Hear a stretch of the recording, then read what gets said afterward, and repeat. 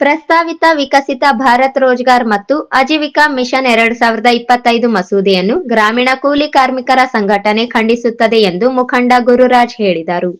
ನಗರದ ಪತ್ರಿಕಾ ಭವನದಲ್ಲಿ ಕರೆದ ಪತ್ರಿಕಾಗೋಷ್ಠಿಯಲ್ಲಿ ಮಾತನಾಡಿದ ಅವರು, ಕಾರ್ಮಿಕರು ಮತ್ತು ಯಾವುದೇ ಕಾರ್ಮಿಕ ಗುಂಪುಗಳ ಜೊತೆ ಸಮಾಲೋಚನೆ ನಡೆಸದೆ ರಚಿಸಲಾಗಿರುವ ಈ ಮಸೂದೆ ಉದ್ಯೋಗ ಖಾತ್ರಿ ಯೋಜನೆಯನ್ನು ಪೂರ್ಣ ಪ್ರಮಾಣದಲ್ಲಿ ಕಿತ್ತೊಗೆಯುವ ಹುನ್ನಾರವಾಗಿದೆ. ಉದ್ಯೋಗ ಖಾತ್ರಿಯನ್ನು ಕೇಂದ್ರ ಸರ್ಕಾರದ ಬಿಗಿ ಮುಷ್ಟಿಯಿಂದ ಕೇಂದ್ರೀಕೃತ ವಿವೇಚನಾಯುಕ್ತ ಬಜೆಟ್ ಅನ್ನು ನಿಯಂತ್ರಿಸುವ ಯೋಜನೆಯನ್ನಾಗಿ ಬದಲಾಯಿಸಲು ಹೊರಟಿದೆ. ಬಡವರ ಉದ್ಯೋಗದ ಹಕ್ಕನ್ನು ಕಸಿದುಕೊಳ್ಳುವ ಪ್ರಯತ್ನ ಇದಾಗಿದೆ ಎಂದರು. ಪ್ರಸ್ತಾವಿತ ಮಸೂದೆಯ ಪ್ರಕಾರ ಪ್ರತಿ ವರ್ಷ ರಾಜ್ಯವಾರು ಬಜೆಟ್ ಹಂಚಿಕೆಯನ್ನು ಕೇಂದ್ರ ಸರ್ಕಾರ ನಿರ್ಧರಿಸುತ್ತದೆ ಹಾಗೂ ಯಾವುದೇ ಹೆಚ್ಚುವರಿ ವೆಚ್ಚವನ್ನು ರಾಜ್ಯ ಸರ್ಕಾರಗಳೇ ಭರಿಸಬೇಕು. ಪ್ರತಿ ರಾಜ್ಯದಲ್ಲಿ ಒದಗಿಸಲಾಗುವ ಮಾನವ ದಿನಗಳ ಸಂಖ್ಯೆಯ ಮೇಲೆ ಮಿತಿಯನ್ನು ಹೇರುತ್ತದೆ. ಈಗಿರುವ ಬಜೆಟ್ನಲ್ಲಿ ಕೇಂದ್ರ ಸರ್ಕಾರವು ಪ್ರತಿ ಕುಟುಂಬಕ್ಕೆ ವರ್ಷಕ್ಕೆ 50 ದಿನಗಳ ಕೆಲಸವನ್ನು ಒದಗಿಸಲು ಸಾಧ್ಯವಾಗುತ್ತಿಲ್ಲ. ಬಜೆಟ್ ಅನ್ನು ಕೇಂದ್ರ ಸರ್ಕಾರವೇ ಮಿತಿಗೊಳಿಸಿ ಹಣವನ್ನು ಸಂಗ್ರಹಿಸಲು ರಾಜ್ಯಗಳ ಮೇಲೆ ಇನ್ನಷ್ಟು ಹಣದ ಹೊರೆ ಹಾಕುವ ಮೂಲಕ ಬಿಜೆಪಿ ಸರ್ಕಾರ 125 ದಿನಗಳ ಉದ್ಯೋಗದ ಹುಸಿ ಭರವಸೆ ನೀಡುತ್ತಿದೆ ಎಂದು ಆರೋಪಿಸಿದರು. ಎಂಜಿಎನ್ಆರ್ಇಜಿಎ ರದ್ದುಗೊಳಿಸುವ ಮೂಲಕ ಬೇಡಿಕೆ ಆಧಾರಿತ ಹಕ್ಕಿನಿಂದ ಪೂರೈಕೆ ಆಧಾರಿತ ಯೋಜನೆಯನ್ನಾಗಿ ಬದಲಾಯಿಸಲಾಗಿದೆ. ಉದ್ಯೋಗ ಖಾತ್ರಿ ಇನ್ನು ಮುಂದೆ ಒಂದು ಹಕ್ಕಲ್ಲ, ಬದಲಾಗಿ ಯೋಜನೆ ಅನುಷ್ಠಾನದ ಮೇಲೆ ಕೇಂದ್ರ ಸರ್ಕಾರದ ನಿಯಂತ್ರಣವನ್ನು ಬಿಗಿಗೊಳಿಸಲಾಗಿದೆ. ಕೇಂದ್ರ ಸರ್ಕಾರ ಸೂಚಿಸಿದ ಆಯ್ಕೆ ಗ್ರಾಮೀಣ ಪ್ರದೇಶದಲ್ಲಿ ಮಾತ್ರ ಕೆಲಸ ಮಾಡುವ ಹಕ್ಕು ಕಾರ್ಮಿಕರು ಪಡೆಯುತ್ತಾರೆ. ಕೇಂದ್ರ ಸರ್ಕಾರ ಗುರುತಿಸದ ಪ್ರದೇಶದಲ್ಲಿ ಗ್ರಾಮೀಣ ಕಾರ್ಮಿಕರಿಗೆ ಉದ್ಯೋಗ ಖಾತ್ರಿಯೇ ಇಲ್ಲ. ಕೇಂದ್ರ ಸರ್ಕಾರದಿಂದ ನಿರ್ಧರಿಸಲ್ಪಟ್ಟ ರಾಜ್ಯವಾರು ಬಜೆಟ್ ಹಂಚಿಕೆಗಳ ಮೂಲಕ ಮಾನವ ದಿನಗಳನ್ನು ನಿರ್ಧರಿಸಲಾಗುತ್ತದೆ. ಈ ಬಜೆಟ್ ಮಿತಿಯನ್ನು ಮೀರಿದರೆ ರಾಜ್ಯ ಸರ್ಕಾರಗಳ ಹೊರೆಯನ್ನು ಭರಿಸಬೇಕಾಗುತ್ತದೆ. ಎಂಜಿ ನರೇಗಾದಲ್ಲಿ ಕೇಂದ್ರ ಸರ್ಕಾರ ಮತ್ತು ರಾಜ್ಯ ಸರ್ಕಾರದ ಬಜೆಟ್ ಹಂಚಿಕೆ 90-10ರಷ್ಟಿತ್ತು. ಆದರೆ ಈ ಮಸೂದೆಯಲ್ಲಿ 60-40ರಷ್ಟಿದೆ. ಕೃಷಿ ಚಟುವಟಿಕೆ ಸಮಯದಲ್ಲಿ 60 ದಿನಗಳ ಕಾಲ ಯೋಜನೆ ಸ್ಥಗಿತಗೊಳಿಸಲಾಗುವುದು ಹಾಗೂ ವರ್ಷದಲ್ಲಿ 2 ತಿಂಗಳು ಕೆಲಸ ನಿರಾಕರಿಸುವುದರಿಂದ ಮಹಿಳೆಯರು, ಭೂಹೀನರು ಮತ್ತು ಇತರೆ ಹಂಚಿನಲ್ಲಿರುವ ಸಮುದಾಯದ ಉದ್ಯೋಗದ ಹಕ್ಕಿನಿಂದ ನಿರಾಕರಿಸಿದಂತಾಗುತ್ತದೆ. ಕಾಮಗಾರಿಗಳನ್ನು ಕೇಂದ್ರ ಸರ್ಕಾರ ತಾನೇ ನಿರ್ಧರಿಸುವ ಮೂಲಕ ಗ್ರಾಮ ಸಭೆಗಳನ್ನು ದುರ್ಬಲಗೊಳಿಸಿದೆ. 73ನೇ ತಿದ್ದುಪಡಿಯ ವಿಕೇಂದ್ರೀಕೃತ ಆಡಳಿತವನ್ನು ಗಾಳಿಗೆ ತೂರಲಾಗಿದೆ. ಡಿಜಿಟಲ್ ಹಾಜರಾತಿ, ಎನ್ಎಂಎಂಎಸ್ ಮತ್ತು ಆಧಾರ್ ಕಾರ್ಡ್ ಆಧಾರಿತ ಪಾವತಿಗಳು, ಎಬಿಪಿಎಸ್, ಬಯೋಮೆಟ್ರಿಕ್ ದೃಢೀಕರಣ ಮೂಲಕ ತಾಂತ್ರಿಕ ನಿಯಂತ್ರಣದಂತಹ ತಂತ್ರಜ್ಞಾನ ಉಪಕ್ರಮಗಳಿಂದ ದೊಡ್ಡ ಪ್ರಮಾಣದಲ್ಲಿ ಕಾರ್ಮಿಕರಿಗೆ ಕೆಲಸದಿಂದ ಹೊರಗಿಡಲಾಗುತ್ತಿದೆ. ವಿಕೇಂದ್ರೀಕರಣ, ಮೇಲ್ವಿಚಾರಣೆ ಮತ್ತು ಪ್ರತಿ ವರ್ಷ ಎಂಜಿಎನ್ಆರ್ಇಜಿಎ ಅಡಿಯಲ್ಲಿ ನಡೆಸಲಾಗುವ ಗ್ರಾಮ ಸಭೆಯ ನೇತೃತ್ವದ ಸಾಮಾಜಿಕ ಲೆಕ್ಕ ಪರಿಶೋಧನೆಯ ಪರಿಶೀಲನೆಗಳ ಮೇಲೆ ವಾಸ್ತವವಾಗಿ ಕಾರ್ಯನಿರ್ವಹಿಸುವ ಮೂಲಕ ಭ್ರಷ್ಟಾಚಾರ ನಿಯಂತ್ರಿಸಬಹುದು.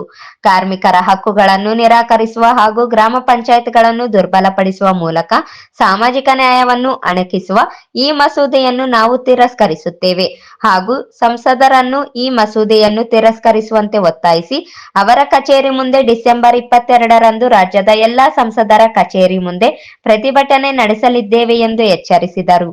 ಈಗಾಗಲೇ ತಮ್ಮೆಲ್ಲರಿಗೂ ಗೊತ್ತಿರುವ ಹಾಗೆ ಕೇಂದ್ರ ಸರ್ಕಾರ 16ನೇ ತಾರೀಕು ಎಂಜಿಎನ್ಆರ್ಇಜಿಎ ಯೋಜನೆಯನ್ನು ಕಾನೂನು ಬದಲಾವಣೆ ಮಾಡಿ, ಹೆಸರು ಬದಲಾವಣೆ ಮಾಡಿ ಮಸೂದೆಯನ್ನು 16ನೇ ತಾರೀಕು ಮಂಡನೆ ಮಾಡಿತ್ತು. ನಿನ್ನೆ ಅದು ಲೋಕಸಭೆಯಲ್ಲಿ ಪಾಸ್ ಕೂಡ ಮಾಡಿದ್ದಾರೆ. ಈಗ ರಾಜ್ಯಸಭೆಯಲ್ಲಿಯೂ ಕೂಡ ಪಾಸ್ ಮಾಡೋಕೆ ಏನಿದಿಲ್ಲ, ಯಾಕಂದ್ರೆ ಅವ್ರ ಸಂಖ್ಯೆ ಜಾಸ್ತಿ ಇರೋದ್ರಿಂದ ಅವರು ಕೂಡ ಪಾಸ್ ಮಾಡ್ತಾರೆ. ಹೀಗಾಗಿ ನಮ್ಮದು ಅಲ್ಲಿ ಹೋರಾಟ ನಮ್ದು ಯಾವುದೂ ಇದು ಆಗಂಗಿಲ್ಲ. ಮುಂದಿನ ದಿನಗಳಲ್ಲಿ ನಾವು ಈ ಮಸೂದೆ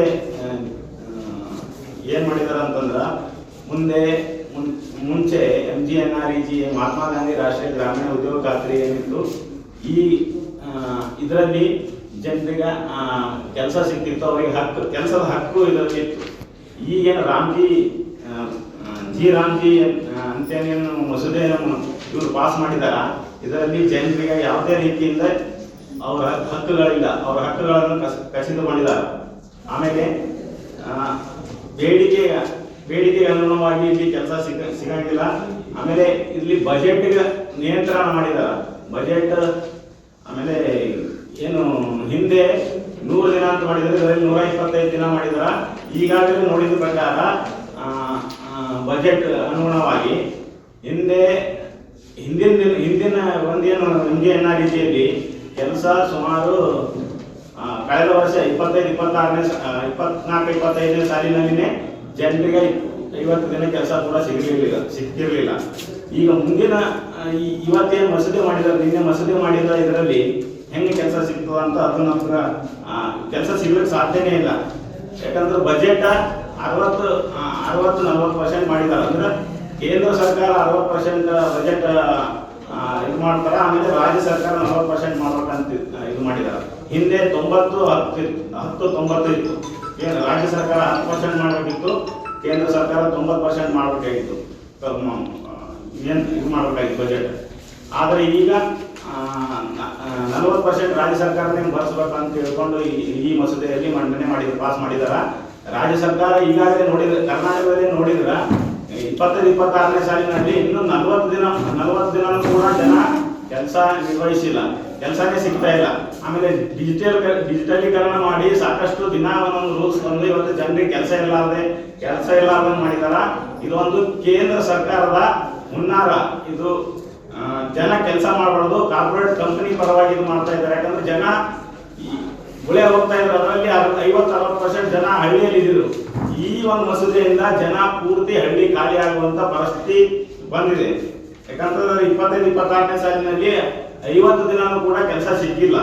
ಈ 125 ದಿನ ಈ ಒಂದು ಏನು ನಿನ್ನೆ ಬಜೆಟ್ ಈ ಒಂದು ಮಸೂದೆ ಮಂಡನೆ ಮಾಡಿದಾರ, ಇದರಲ್ಲಿ ಜನರಿಗೆ ಯಾವುದೇ ರೀತಿಯಿಂದ ಕೆಲಸ ಸಿಗಂಗಿಲ್ಲ. ಹೀಗಾಗಿ ಇದನ್ನು ನಾವು ಖಂಡಿಸ್ತೀವಿ. ಆಮೇಲೆ ಈ ಮಸೂದೆಯಲ್ಲಿ ಕೃಷಿ ಚಟುವಟಿಕೆ ಸಮಯದಲ್ಲಿ ಅವರು ಬಂದ್ ಮಾಡ್ತಾರಂತ. ಆಮೇಲೆ ಭೂಹೀನರು ಮತ್ತ ಕೆಲಸ ಎಲ್ಲ ಆದವರು ಹಳ್ಳಿಯಲ್ಲಿ ಮಹಿಳೆಯರು ಏನ್ ಮಾಡಬೇಕು.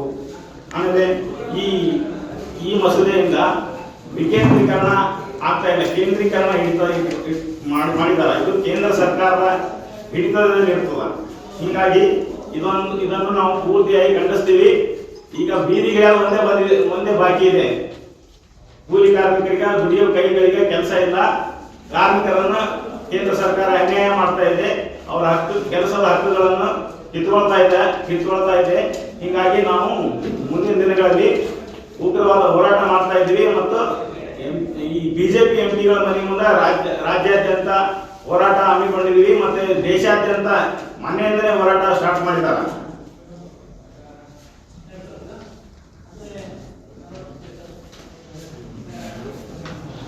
ಆಮೇಲೆ ರಾಯಚೂರಲ್ಲಿ ಇಡೀ ರಾಜ್ಯದಲ್ಲಿನೇ 22ನೇ ತಾರೀಕು ಎಂಪಿಗಳ ಮನೆ ಮುಂದೆ ಬೃಹತ್ ಹೋರಾಟಗಳನ್ನು ಹಮ್ಮಿಕೊಂಡಿದ್ದೀವಿ.